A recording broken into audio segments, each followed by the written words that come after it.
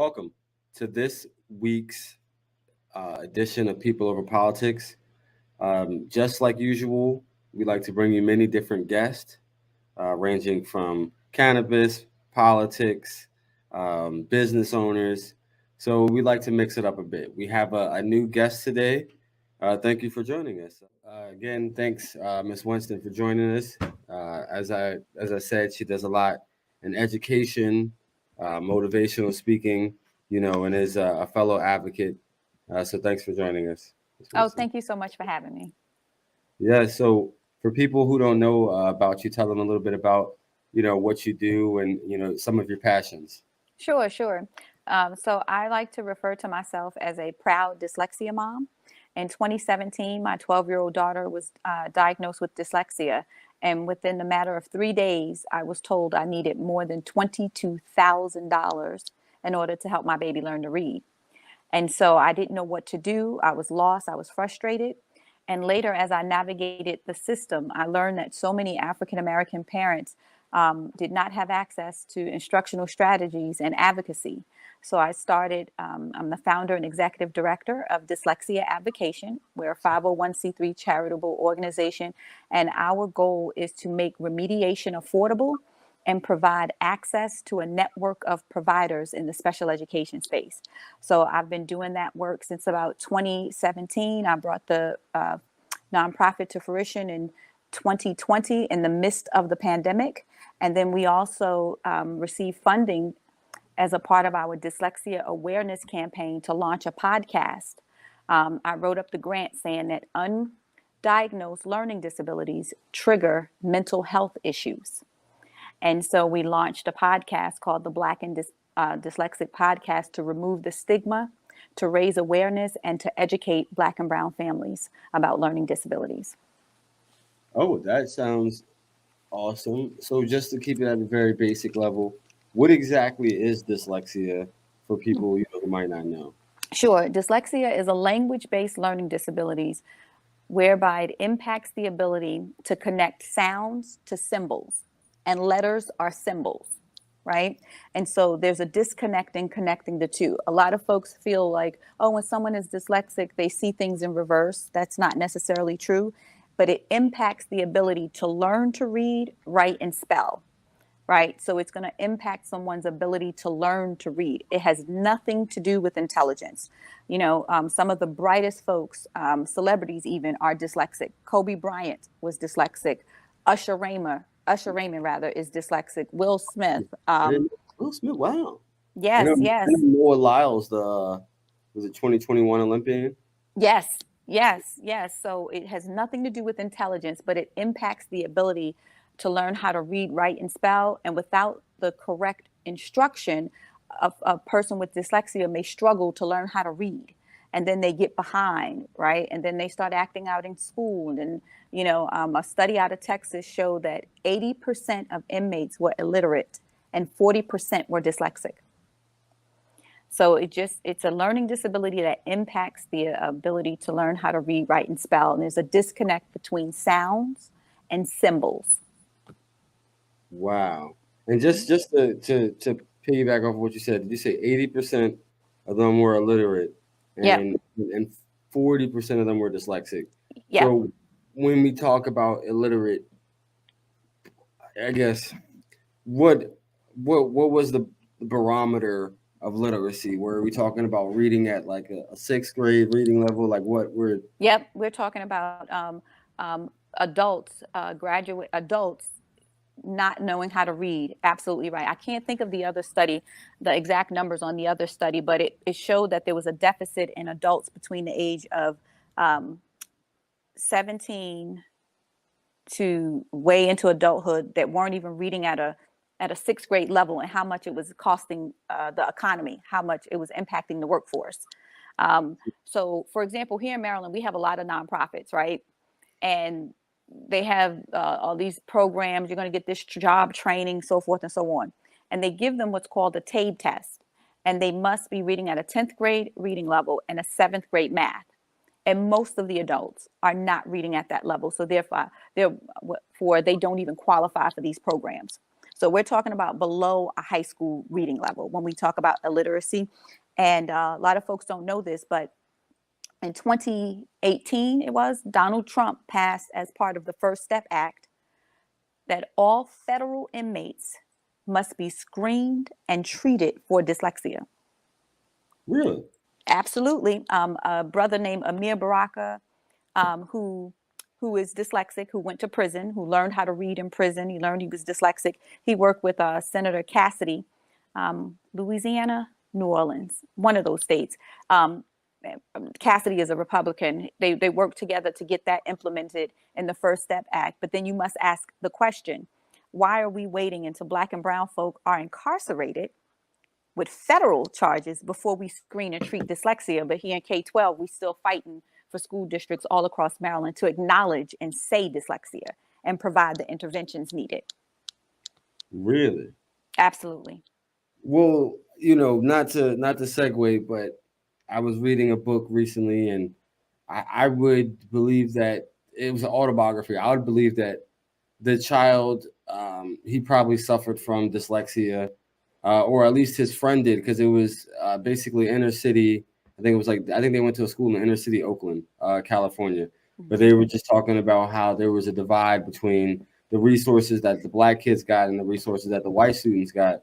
And when it came to like reading time, they a lot of times would act up, so they would get sent out of classrooms so they wouldn't have to, struggle through reading as they saw it, and they felt as though like the teachers didn't help, their fear or their hunger to learn, but only made it worse, and just made them, I guess, go more into a shell.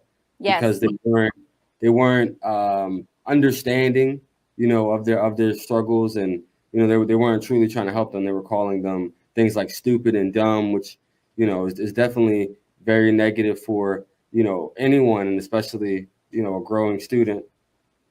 You're absolutely right. A good colleague and friend of mine, Kareem Weaver, he's in Oakland, California, and he does amazing work around dyslexia and learning disabilities. And he gave me the figures in regards to how many young Black men were illiterate. He has a daughter, and he said this ain't looking good for her, right? As far as finding a match. But he's doing great work out there, and we talk about that. But it's all across the country in the public education system. Black and brown children who struggle to read are treated differently than our counterparts, right? They're dubbed ADHD, which can be co-current. They're dubbed oppositional defiant disorder, emotionally disturbed. There's always a focus on the behavior and not the academics. I was also director of admissions of a special education school where I got an opportunity to read the evaluations from schools all across the state of Maryland, because parents wanted to get their child into this special education school. And I saw the language used when the practitioners would describe the behavior of a little Black boy versus a little white boy. Sure. It was different words used. So this is absolutely what happens. They are deemed behavior problems, and no one is focusing on the academics, right? And that is constantly a common thread. And that's why it's so important that we raise awareness so that parents understand how to advocate for their child and what to ask for. So absolutely. It's a few things you hit on, and then I have more of a question. But you brought up neurodivergency, and I'm someone who is neurodivergent. But I look at neurodivergency, especially if you're aware, as a superpower. The thought is a lot of times, when I was younger, and struggling, paying attention, struggling, sitting still, I was never, a dumb or a stupid student, but I just, the way that they were teaching, it just didn't work for me. Common Core didn't work for me. A lot of like my learning I did at home, a lot of my learning, I just learned in different ways, right? So like, I necessarily, the reason I dislike math so much is because a lot of times there's only like one way to get the answer, and you have to show your work, right? But like in English, it's like critical thinking skills, and it's more abstract. So it's not essentially just one answer. You are right or you're wrong. Show your work. And another big thing that you brought up was, treated differently. So one of the things, starting off from that, I believe, like, if my mom, she would have allowed the school to treat me differently, they would have put me on the special education track, and then who knows when I would have ever gotten off the track, if I would have gotten off the track, right? Because the thought is like, by the time I got to high school, and I had outlets to channel my attention, I was in AP and IB classes, so the thought is like, I found places in which I could excel, and I wasn't necessarily as hyper, right? I had these hyper proclivities on other things that I loved, and Yeah. so, I really think that's important, because of course a lot of times we overdiagnose, especially. Yes, but Yeah. what I want to say is special education services is not a place, it is a service. Now, if you would have been eligible and got special education services, it sounds like you may be ADHD like me, and me and my some of my colleagues, we go back and forth about this superpower. My daughter is 12. I ask her all the time, is it a superpower yet? She's like, no, mommy, reading is hard. I work really hard. I only found out I was ADHD when my daughter was identified. And now I go back to school. I was always in smart classes, always in advanced classes, but I worked my behind off. I never did well on tests. That's because my working memory is weak. Did not know that, right? What kept me sane and focused is that I ran track. We know that exercise, for folks who have ADHD, you need to exercise at least 30 minutes a day, right? That kept me on track. But when I think about the struggles I had in college, right, in undergrad, why I didn't get an MBA versus getting I didn't go for an MBA in graduate school because my business classes in undergrad was so hard. Well, my business classes in undergrad was so hard because I couldn't manage my executive function, which is directly related to my ADHD. So we have to educate ourselves, because special education services, it's just like I wore glasses, right? I Mhm. couldn't see if I didn't have the glasses on. Like, my daughter is dyslexic. She's going to always be a slow reader. She can read now, but she is going to always read slow. So guess what? When she gets to college, she's going to need accommodations, right? She's going to need more time. So there's a misconception in special education services, right? She's in a private dyslexia school now. If we decide to put her back in public school, I'm actually, I would definitely go through the process to make sure she can get special education services, whether it be a 504 plan or an IEP, right? Because these are things to help, to assist, True. right? So it's not seen that way in our community, right? When I taught white children in a predominantly white school district, and they were kiddos with learning disabilities, they all knew why they were there. Some were medicated. Some raised their hand to tell me, "Oh, I wish I took my medication." This was their icebreaker. I took my medication today because I knew this was a very important program and I want to be on my best behavior. Right? There was no stigma around, I need assistance to perform. You understand what I mean? So in the Black and brown community, I would have parents tell me, "Oh, my son can't graduate. He's in this associate's program. You know, he's struggling in math." I'm like, did he have a learning disability? Did he have an IEP in high school? Oh, yeah, yeah, yeah. But we don't want to use that. Now I'm 47. And when I was in school, they just lumped everybody together, right? Everybody, learning disability, developmentally delayed, everybody together. That's not appropriate, right? That's just not going to work. But special education is services. It's not a place. So had you gotten an IEP or 504, let's say not even an IEP, but a 504 plan, which is going to allow for accommodations, because you struggle with focusing, you may have gotten time where you could go take a test in a silent room. So you're not, all these distractions. That's only going to help you. You know what Sure. I'm saying? That's going to allow you to be able to access information. So we have to change the way we think about special education services. Again, most dyslexics, highly intelligent, not dumb at all. Who else? Muhammad Ali, Magic Johnson, Whoopi Goldberg, Octavia Spencer, Yeah. right? All these folks are dyslexic with creative minds. Chris Rock, I laugh because Chris Rock just came out with, he's neurodivergent. He has a nonverbal learning disability. And I said, look at him and Will representing for the neurodivergent people, right? With what happened. But he learned at 48 that he had this. And he's like, wow, it really impacted, my communication style in my marriage, in my professional space. And I'm thinking, wow, that's why his comedy always seemed a little different to me, right?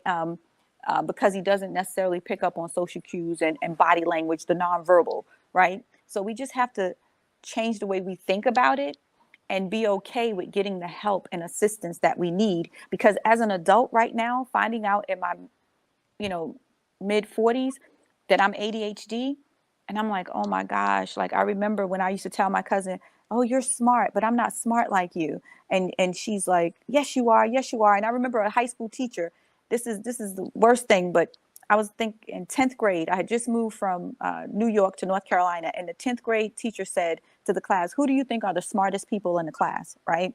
And they named me and maybe 3 other people. That man said, well, I don't really agree that Winifred is. She just works hard. I never forgot that.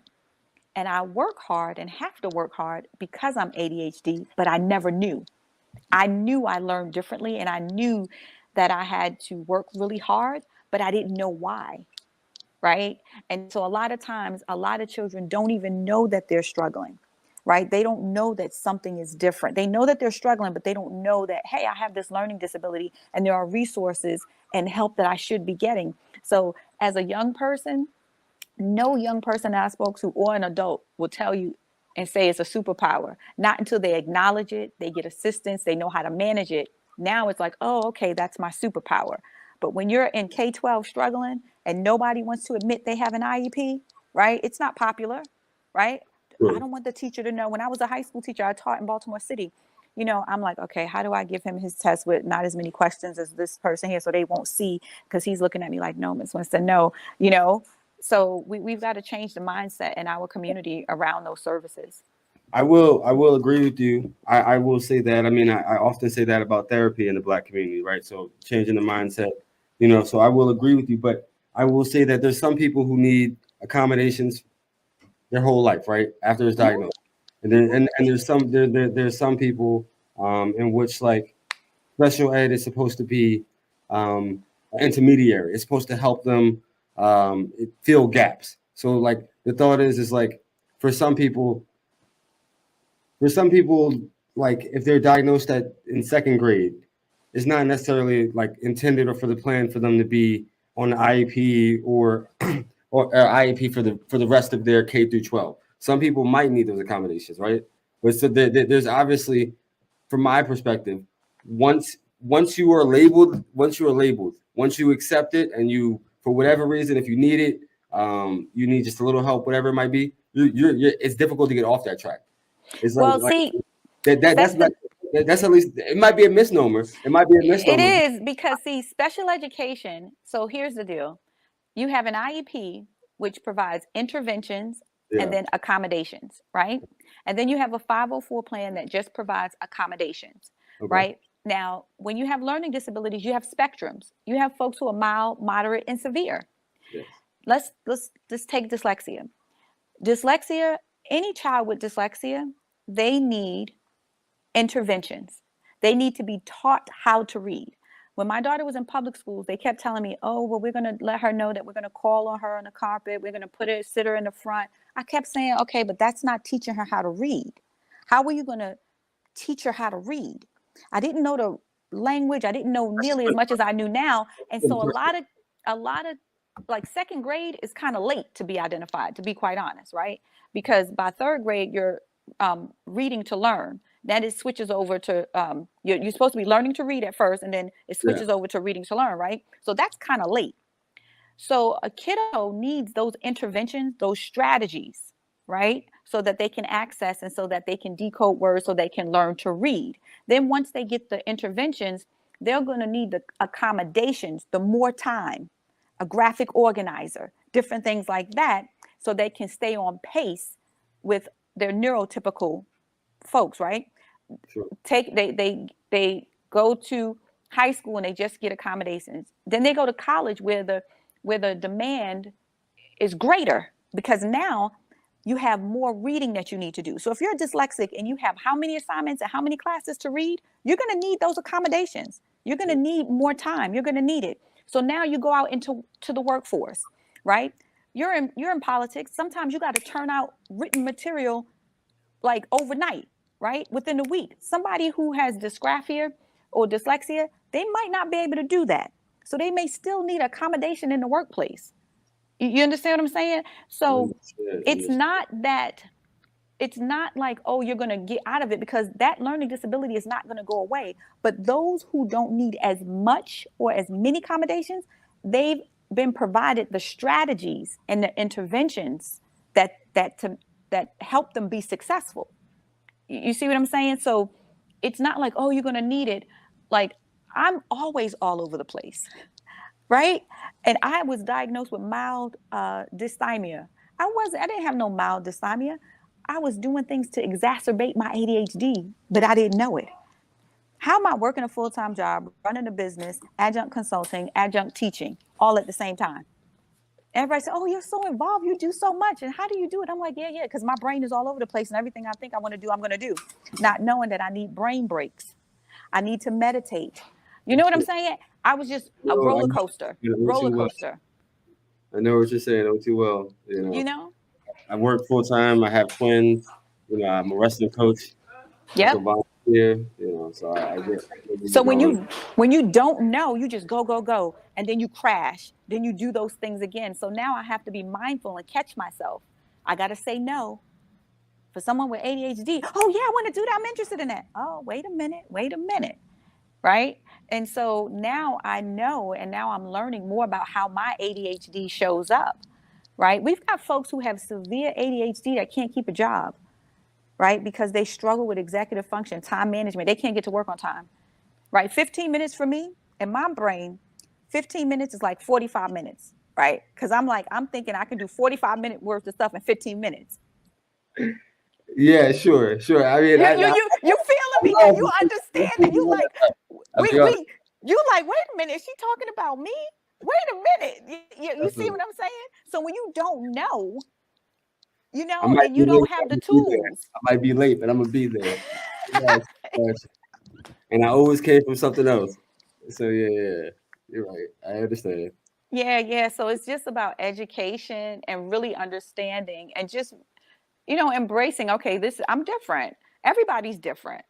Right. But you know what? This is why I do X, Y, and Z. And these are things that I can do to improve and do better, because, once you keep going and you're late, or you're not getting this done, or you're forgetting this, and you're misplacing this, your anxiety goes over the roof.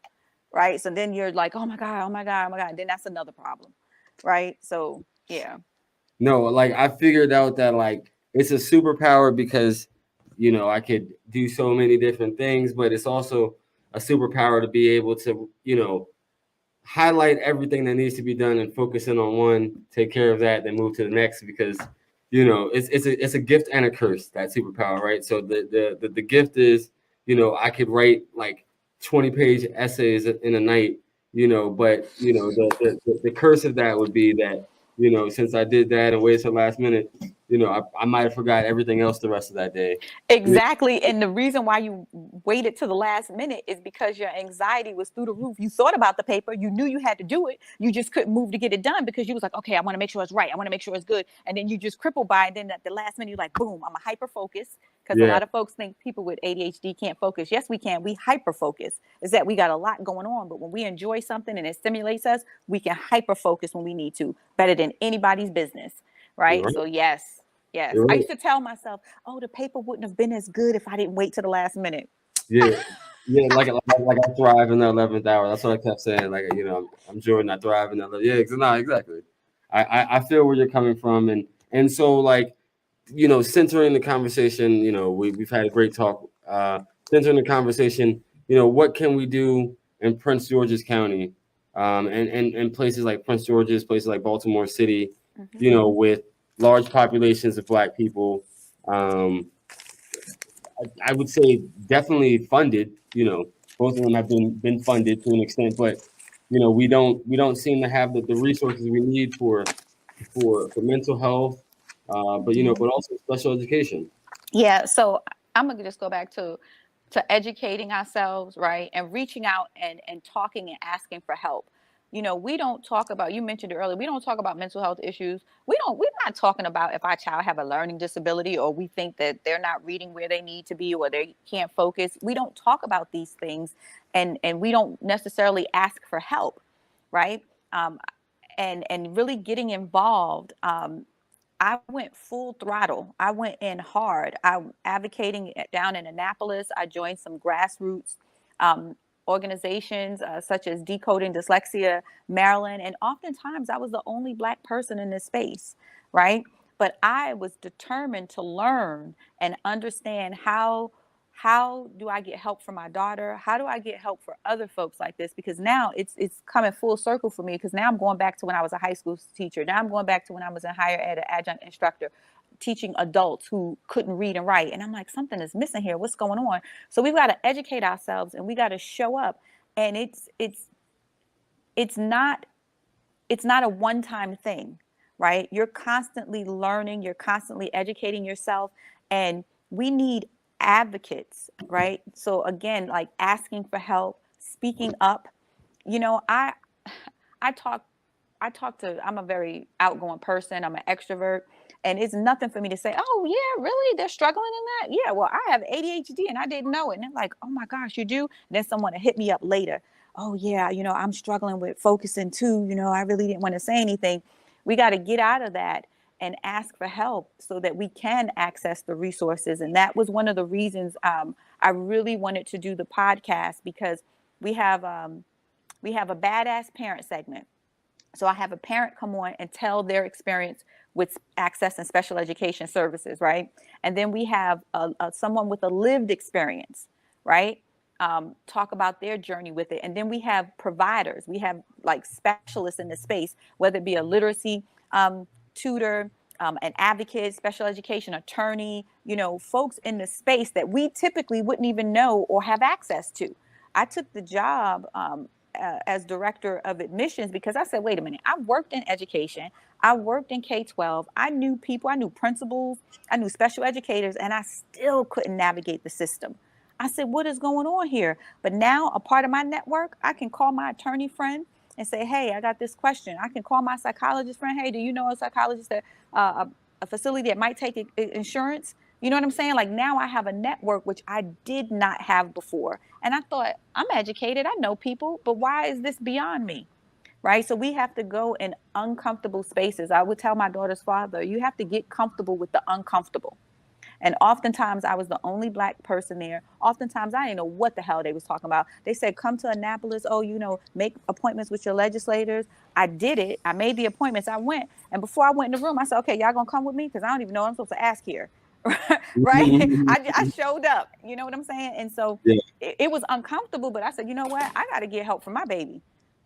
absolutely. And now it's like, I understand how it really has impacted Baltimore City, PG County. And so we've got some advocates out in PG County. We're trying to get some movement out in PG County. But I have my hand in a little bit of everything, right? I'm a part of the Education Advocacy Coalition. I'm on that committee. I'm a certified advocate for the Blueprint of Maryland. I need to be in these spaces with folks that are making decisions and submitting legislation, right? Because that's where it's happening. And we need more of us in those spaces. Absolutely. And I appreciate all the work you do. I am a chair in the city of the Citizens Advisory Board for Citizens with Disabilities. So, I recommend you come introduce yourself to the committee, but I'm sure there's some work that can be done on the city level. So thank you. And I had a couple quick questions for you. Yep. So these are more light questions, but Pepsi or Coke? Water. Understood. Hey, keep that skin clear. Okay. Who is your favorite superhero and why? Wonder Woman. Okay. She is my favorite because my name is Winifred. I did not like my name as a child. And Wonder Woman started with a W.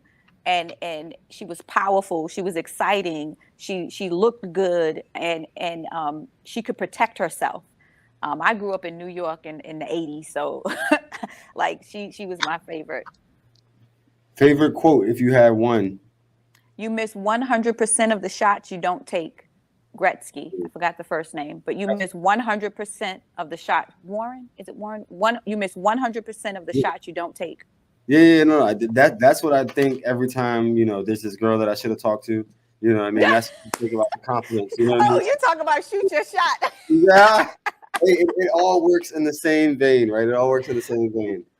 But thank you very much, Winifred, and of course, I'm sure I'll be connecting with you. I hope you join us, for one of our citizens advisory meeting. I know I have Autism Ally group joining us next at our next meeting, so we definitely welcome other organizations that do work. So. Absolutely, it would be my pleasure. Yes. Okay. Well, tell people how they can stay connected with you. All right. You can find me across all social media platforms at So All Can Read. All social media platforms: Instagram, Twitter, LinkedIn, Facebook. So All Can Read, and our website is www.soallcanread.org. Thank you so much, and I'm glad. Just wanted to give a special shout out to a good friend, Mac Dawson. Absolutely. Mac Dawson, is also someone who's very thoughtful and an advocate. For many things good for the people. But he himself is also dyslexic. So I think he's one of the first people I knew that on a kind of close personal level that was dyslexic. So I know that it is. He connected us. Yeah, he connected us. He connected us. But a lot of times, like, you don't believe it until it hits home, right? Or you don't understand it until it hits home, until you have someone, who's close to you, who's going through it, experienced it. So I got a better understanding, from him, and I learned about dyscalculia and dysgraphia, as you said. So, I learned that there were other things as well. So. Yep. Well, thank you so much, and I appreciate it again. Well, thanks so much for having me. Okay, no problem. Have a good one. You too. Yes. Okay, appreciate it. We will have one more guest of this week's episode. Okay, see you soon. Greetings and salutations, all my friends out there in internet land. I am William Honolulu Jr., and I have the privilege of being the host of the Black USA News Morning Show. The Black USA News Morning Show is currently recruiting guests for an upcoming series on single parents and co-parenting. We find that there's a lot of misinformation and a lot of isolation in the narrative about single parents. And we want to make sure that we keep this platform available to tell the true story, our people's story. The topics that we will be covering range from health, wellness, the type of support, how important your social support system is, romance, and things of that nature. If you're interested in becoming a guest, you can check the link in the description. You can email us at info@grindinggang.com, or you can visit this link. Thank you so much, and have an awesome day.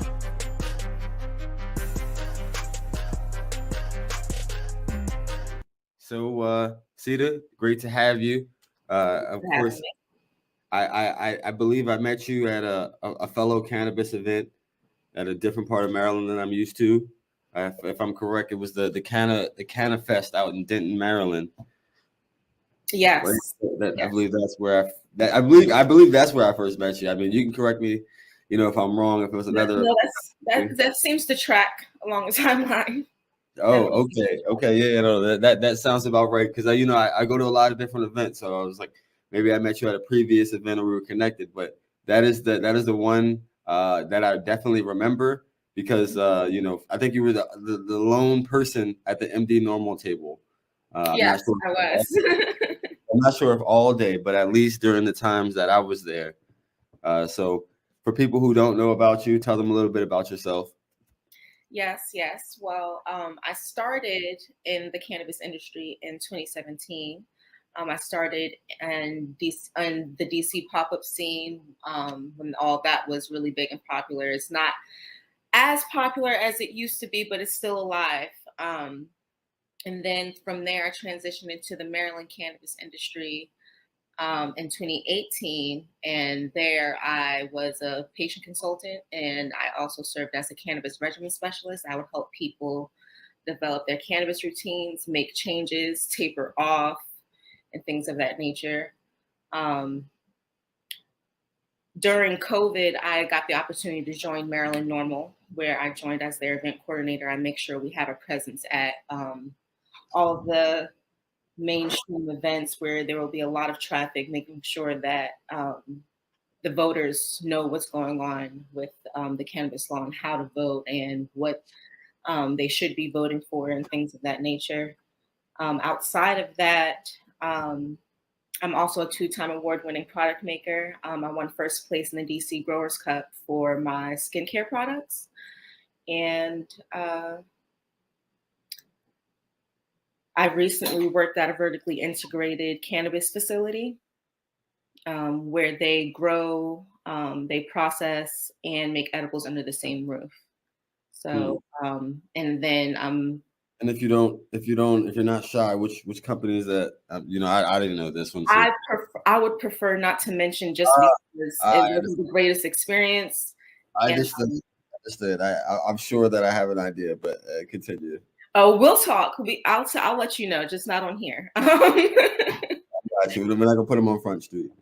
I got you. Yeah. But that's it.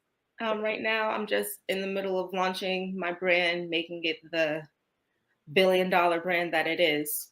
So awesome. And so your brand has been around since, was it 2018 or 19? No, it's very new. It's since 2021, so it's just a year old. Okay.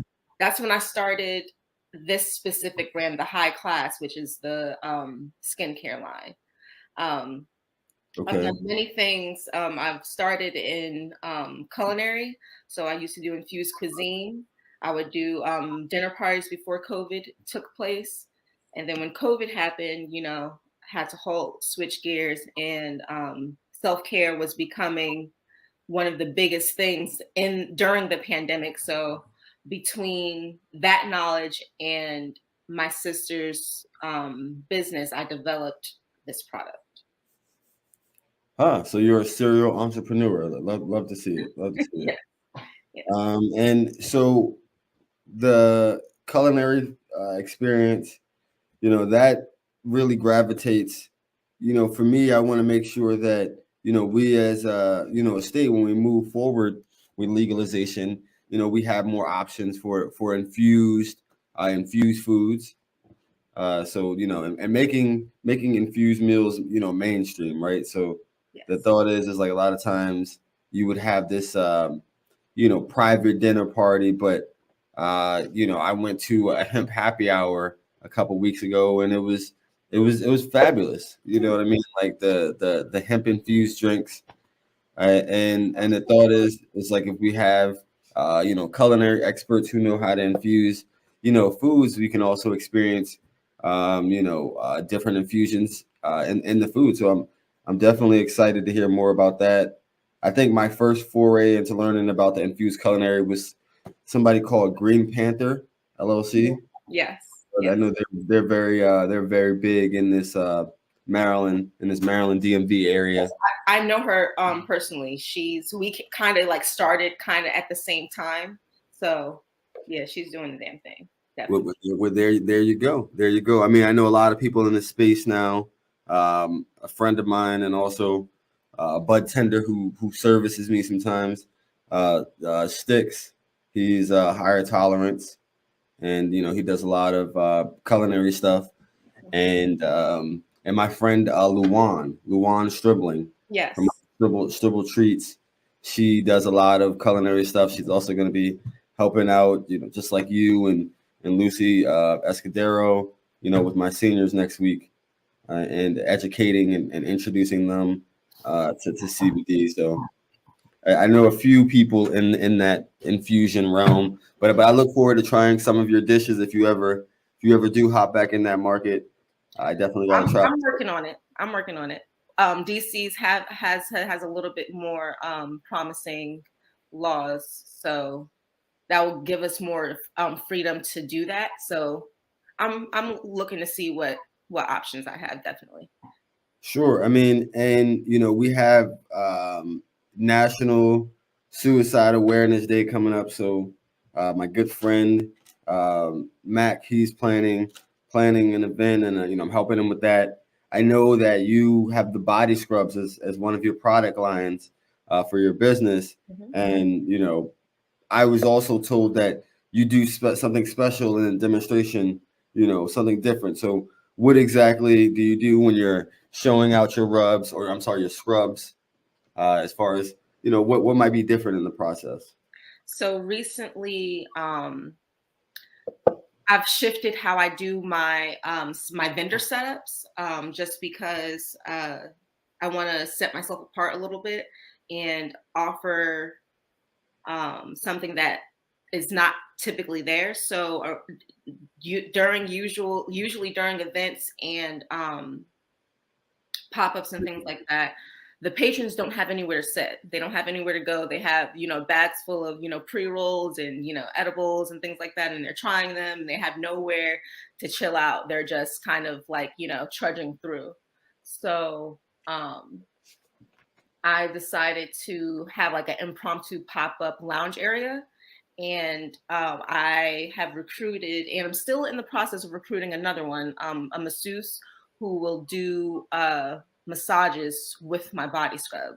So the body scrub is pain relieving, stress relieving, moisturizing, exfoliating, and moisturizing, exfoliating, and I'm missing one. Doesn't matter. But the pain relief aspect is why it's really, really good for massages.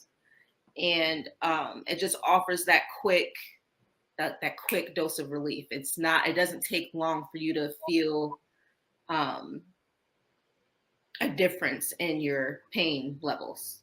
So and is this similar to the salve? The scrub, is it similar? So the scrub is a body scrub. So you would wash, lather, rinse, apply the body scrub, rinse off the sugar, and pat dry. Is how okay. It's applied. Oh, okay. So it's a little bit different from the salve, but it's still has different but similar. So it's more of a in-shower application, okay. which is more beneficial because your pores are open. So it's going to hit into your bloodstream a lot quicker. It's going to offer that relief a lot quicker.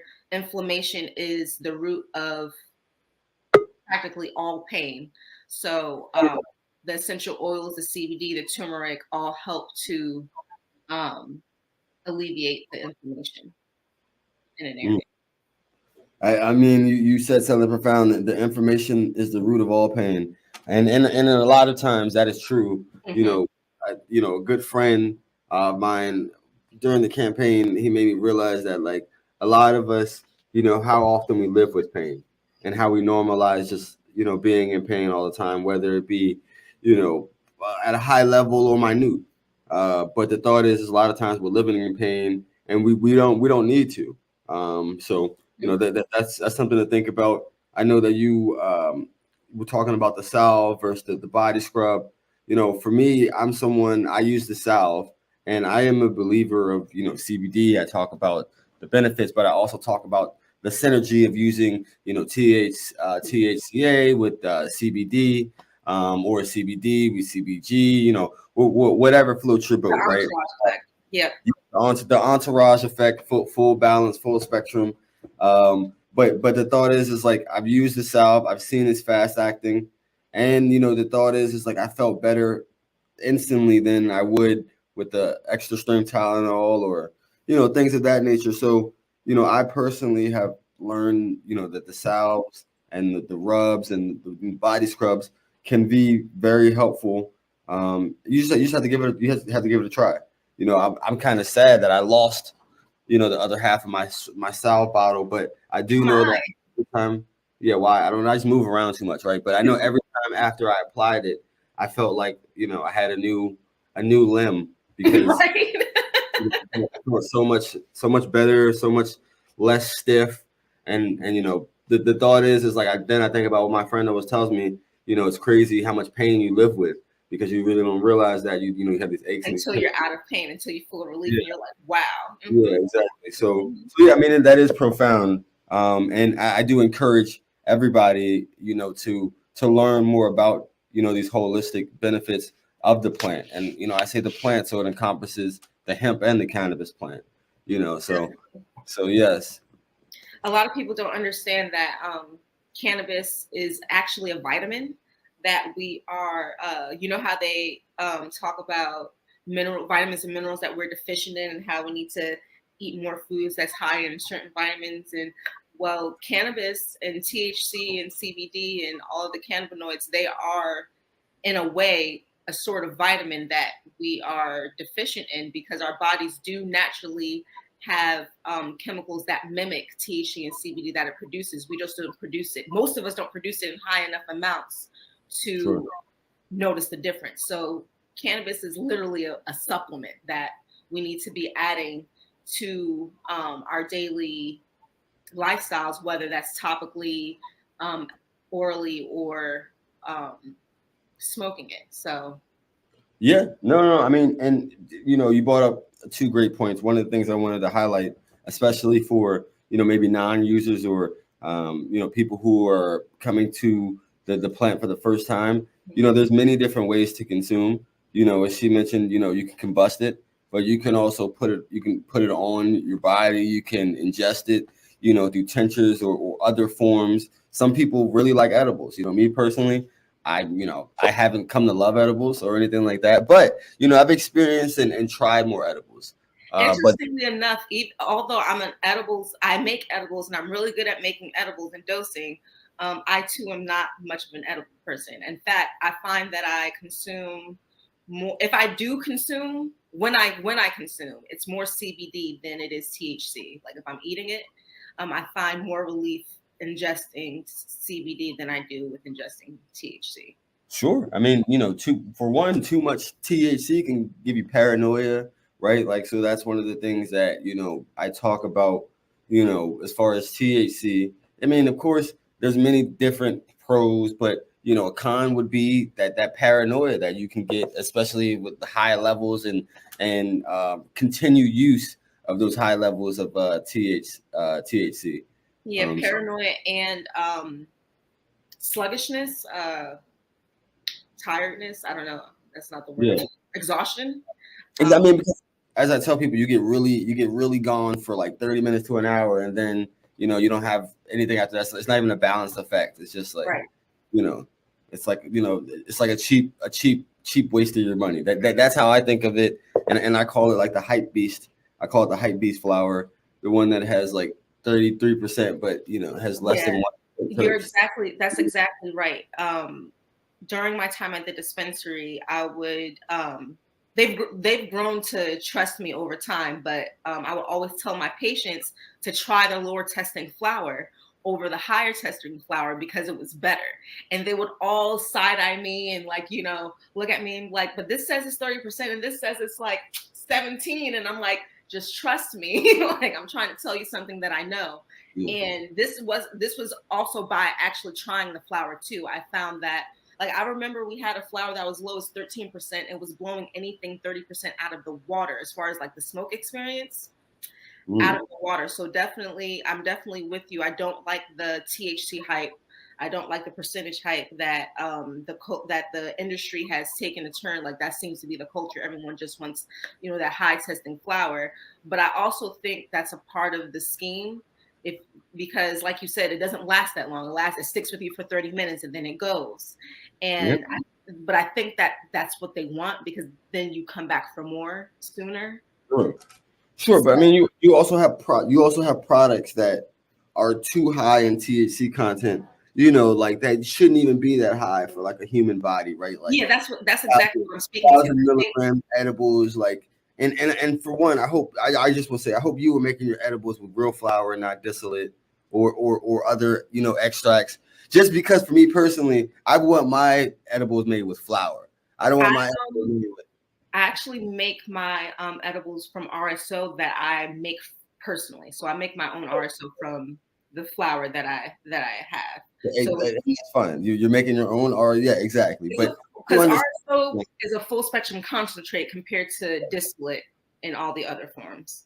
Sure, absolutely, and RSO is definitely gonna you're definitely gonna feel nice because I remember using RSO. When you go to the dentist's office and stuff like that, and they might advise you not to smoke. So yes, I'm very familiar with RSO. And for people who are unfamiliar, what is RSO? RSO is Rick Simpson oil. It's a type of one of the only, if I'm not mistaken, cannabis concentrates that's edible, where you can take it, where you can like ingest it, like just it's kind of like a tincture a little bit. I was about to say tinctures. I thought so I thought that tinctures as well you can ingest for sure. Well, but tincture, I don't think tincture would be described as a concentrate so much as an extract. So you might be right. I think you're right. Yeah. So, as far as a concentrate, RSO is the only concentrate that's edible. All the other forms are only inhaled. But it can be used ingested and topically. You actually can't smoke it. You will run into people who will say yes or no. I'm in the no, the category of people that would say no, you cannot inhale RSO, but you'll probably get different opinions depending on who you speak to. But and we say inhale RSO because like I've known people to do like dab it. Like I've heard people trying to dab RSO, and yeah. So I'm talking about that, but I know that like a little crumble on top of or like a worm on top of the flour, as you're rolling it into a joint. I know people have done that, but that'd be a little different than dabbing. Right. For certain. Right. Okay. But yeah, that's pretty much what RSO is. Okay. It was created by Rick Simpson, hence the name Rick Simpson oil. Well, before I go to talking about normal course of organization, I love one of the things that I think Maryland does do great in the medical market is we have the profiles of the different plants, and the terp profile is most important because if you haven't heard me mention it before, when I was a recreational therapeutic user, I believe we all should call it, people use, not adult use or legal use. But either way, when I was that person, I was just, there looking for high THC. I was looking for, the cool brands, right? And, then I became a medical patient and I learned that, like, for one, it's more important to figure out what works for you and when it works for you and why it works for you, right? Because some strands that work for me in the nighttime don't work for me during the daytime, and vice versa. But also, I learned about the terpene profile, right? So I learned that like this helps neurodivergency, this helps sleep, this helps anxiety, or whatever it might be, right? So then I really learned about myself. And I learned more about the plant because a lot of people don't realize that there's terps in everything. There's not everything. There's terps all over the world. It is, and fruits and plants and stuff like that. So you could say everything because it is in everything. It is. Sure. As a chef, what drew me to cannabis was finding out that terps was in your spices and how you can dictate the mood of a dish based on what spices you use. So, which is what attracted me to doing the infused cuisine aspect. Because I was already very well versed in my spices. Adding the knowledge of the terps just made my craft and product that much better. Mm-hmm. So I love terpenes. I'm really an advocate for it to be done nationally. Like we need to be testing for terps in all states that have medical or recreational use, especially medical use, because it really, really makes a difference in your patient. I've prescribed many patients. I've helped out many patients with their regimens and routines, and knowing what to steer away from, like it saves money. A lot of these patients, low income is an issue. That's one of the other issues of the industry that, insurance can't necessarily cover your, cannabis costs. So all this is out of pocket, and having the terps can help save some money because if you know what terps you need to stay away from, what you shouldn't buy. despite what's being promoted or, Um, yeah. no, because I was gonna say, as you become an educated consumer, responsible consumer, you might learn that, like, hey, this terpene doesn't react well with me, but you never really knew this because you were just using the plant. But of course, as you learn the terpene profiles, when I went to Colorado, that was one of the most disappointing things. They had great flower. It was abundant everywhere. There was more dispensaries recreationally and medically than there were Starbucks in the state. And there was a lot of craft breweries. But the thing is like no profiles anywhere. Sometimes the bud tenders and the patient care specialists, they can speak to the terp profile, but sometimes they couldn't, right? So like it was very difficult to kind of like know which direction you're going in. Just like it looks good, it smells good, and if I'm an interpreter, I might be able to further break it down, like what terps are in this one. But it is very important. So I'm glad you mentioned that. Yeah. And are we gonna say? No, I was just gonna say, like moving into Maryland. I know you do work with MD Normal, and so like you said you started during COVID with them. I met them several years ago. I was helping out Luke Jones for several years now, bouncing ideas off. What are some things that the organization would like to see this year? And then when I say this year, in the remainder of 22 and 23, since that's when the legislative session does start. Yes. So our executive director, Lucia Nyankale, she is actually a grower. So that's something that's been really near and dear to us in our state chapter, is having sensible home grow laws. What we have currently, or what has passed currently, is just not really acceptable. I believe it was like a 2-plant minimum, meaning 1 veg and 1 flowering. Whereas Virginia has more, and so does DC. DC is 3 and 3, and Virginia, I believe it's 2 and 2. And it's outrageous that Virginia beat us with a more sensible home grow law than Maryland would. But that's probably one of our biggest things that we would like to see, is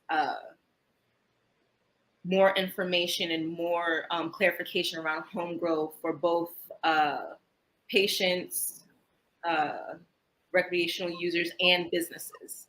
Because the businesses are the biggest ones that are giving us pushback. They think they're going to lose money. And just not the case.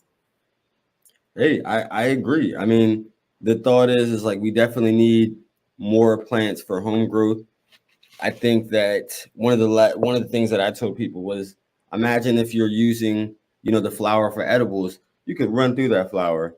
So yeah, so we definitely need more plants for home growth. One of the things that I didn't hit on and I wanted to talk about was when we talked about the medical expenses for medical patients. One of the things, that I didn't know initially, and a lot of people don't know, is like, how you can get money back, right? So a lot of times they don't tell you. For one, keep your receipts, or go get your receipts at the end of the year from the dispensaries that you're frequenting, because at the state level, you can write off all your sales, or all your sales, and at the federal level, you can write off the ancillary products. So your vaporizers, your rolling papers, your bongs. So the thought is like, a lot of people don't know that you can write this off, but if you have the right circle or the right accountant, he can point you in the right direction. So the thought is like, definitely keep those receipts, or if not, go back at the end of the year. They have a running list. They got to keep it on the one stop, and you can get some of this money back, right? And once it's legal federally, we can make sure that it's on Medicaid and Medicare, and that you're getting all your money back, or you're not paying arm and a leg. Because the thought is like, as we've seen during the pandemic, like cannabis, just like many other medication, has been treated like optionally for some people, right? Like it's either food or my medicine. It's either cost of living, being able to stay in my house, or buying my medicine. Because the thought is, as I try to tell people, is we look at cannabis like it's fun. It is fun, right? But there's like sometimes this saves people's lives. Like the thought is, it's like, for me, it could be a lot more mental. For some people, this is a life-changing drug. Like the thought is like their quality of life has went up or changed after this. Like I talked to a woman who is from New Jersey. Her son has epilepsy. Now they could stay there, medically. But I mentioned, hey, 10 years ago, I remember hearing a story where there was a family who moved from New Jersey to Washington because they actually, had medical cannabis for pediatric patients. So he went from having hundreds of seizures in a week to, very little in a month, and the quality of his life changed, so that is kind of what I, like to advocate for. And, one of the things that I was talking about, I know I went in a segue, but as people know, I love cannabis, and I think cannabis ties into many different other things around social justice and equity. So cannabis is just kind of that talking point that guides me through conversations. No, likewise. Yeah, I am aware that you can do the tax thing, but it still doesn't, that's something that happens at the end of the year. It doesn't help, in the moment, a lot of these patients, especially the ones who are coming off of opioids, because I did counsel some patients who were opioid addicts, and they need a little bit of a higher dose of THC. So they're doing more of the concentrates, more of the RSOs, and that they're more expensive. It also runs up your allotment quicker. So there's a lot of different aspects that I experienced from counseling patients that, there's definitely a lot of room for improvement for sure. And I'm glad you brought up the opioid usage, because I've been talking about it, how medical cannabis usage decreases opioid usage, at least 30%. And not more, if yeah, not but at least. But the thought is, it's like when you're having a conversation about opioids, cannabis needs to also be in the conversation. And a lot of times I interject it in the conversation, and they realize the connection. Right. And also I try to make them realize the connection of like opioids is terrible. Yes. But the war on drugs was terrible. So I try to also remind them that like, this is terrible. We're going through it. But the crack epidemic, heroin, we also went through it. Right. But it was treated differently. They were treated inhumanely, and just kind of reminding people of the dark past we've had. Right. Like, because we don't want to have this stigmatization moving forward around people and substance abuse or whatever it might be, right? Mental health issues. We need to, of course, look at it differently, frame it differently. So yeah. Yes. All really good things. All things that definitely it definitely changed my perspective. It's different when you're working directly with the people, and you see them on a daily basis, and you kind of, when you're a bud tender, a patient consultant, you kind of, to some degree, become a bit of a therapist. So it was definitely very eye-opening to see all the different aspects of how cannabis is helping and where the industry is hurting the patients. Absolutely. I agree. I mean, there's many places that the industry, can work on. One of the things you mentioned earlier was about especially more terpene profiles in the medical industry. Sure, I don't agree with that across the board, but I think that also in the recreational market, we need to really focus, because I don't think that there should be a difference in the educational component from the medical market to the recreational market. I think we need educated consumers across the board. And I think that, of course, if recreational consumers were more educated, that, it would only help them. It would only help them even more. So, yes. And I had a couple quick questions for you. Yeah. As far as like what do we call it? A lightning round. Yes. So my first question to you is favorite terpene. My favorite terpene. So I don't have a favorite terpene. I have a favorite terp ratio, if that's fair. Hmm. And Sure. Let's hear it out. Let's hear it out. my favorite terp ratio is caryophyllene, myrcene, and limonene. Equal parts of that. It doesn't matter if they're all 30% or if they're all 1 or 2%. I call them the trifecta. That is a terp ratio that I commonly would look for my patients, especially patients who did a lot of work during the day. They needed to stay up during the day. They needed something that wasn't as sedative. I like that terp ratio because it hits all the main things. So it hits anxiety, it hits pain, and it's non-drowsy. So those are the three. That limonene helps with focus for sure. Yes, and those were the three things that most people would like. I need to curb my anxiety, but I need to stay awake, or I need to treat my pain, but I need to stay awake. So when I wasn't prescribing the other options like topical or ingesting, and I was smoking, and I was prescribing an inhaled form, that would be the terp ratio that I would most often go for. Gotcha. I know. I wait to hear your answer. It's supposed to be a speed question, but then you my bad. I'm sorry. No, it's all good. It's all good. I'm just giving you a hard time. What is your favorite method of consumption? Definitely smoking, inhalation. Okay. Are we talking papers or backwoods or Dutches? What are we rolling up? Papers, sometimes with a little bit of funnel. I know bad habits die hard. Yeah, I get you. You from the DMV, I get you. Throw a little growler in there. All right. Favorite superhero and why? My favorite superhero? I don't know, but if I had to choose one off the top of my head, probably Superwoman. Wow. That's cool. Somebody yesterday said Wonder Woman, so I know they're very close. Yeah, I mean, so cool. We got a Wonder Woman and Superwoman in the same episode. So this one, somebody might fight me over this one. What is your favorite MD flower or best MD flower? I'm going with. I'll tell you after. I have 3 in mind. No, but you can't be a specific. I had to choose one. It has to be a company. It has to be like a company. I had to choose one of the 3.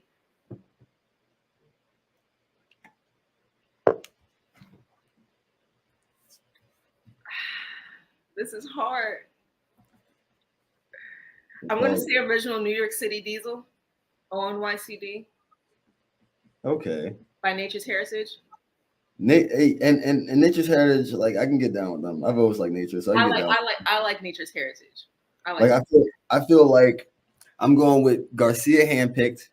I'm going with District Cannabis, and then I'll have Nature's Heritage as well. So those probably my top 3. And if I had those 3, I could live. No problems. But yes. All right. So tell people how they can stay connected with you. It's been great. We ran a little over, but time flies when you're having fun, so no problem. You can find me on Facebook with my name, Sita Abdul Malik. I'm not really on anything else right now. Kind of took a social media fast, so I'm only on Facebook right now. But you can also find me via email, sita.abdulmalik@gmail.com. But Facebook is probably the easiest and quickest way to reach me and find me.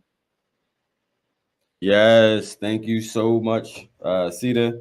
Look forward to checking out some of the high class CBD products. Definitely gotta get you a sample. Definitely gotta get you some samples.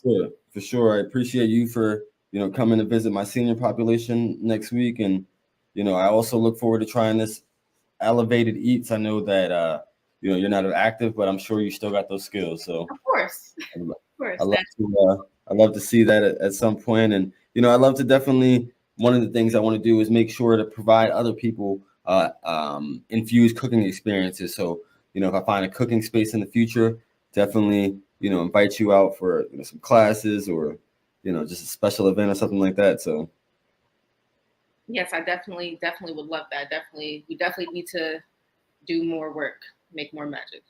I appreciate you for having me on. yes, absolutely. Keep thriving, and everything you do for the Maryland community and cannabis community, and just people in general. We appreciate you. So keep doing the great work. Likewise, you too. Okay. Yes. Thanks. Have a great one. You too. Have a good one. That was this week's episode. Had two new special guests, two dynamic women in their respective careers. So we wish them the best. See you next time.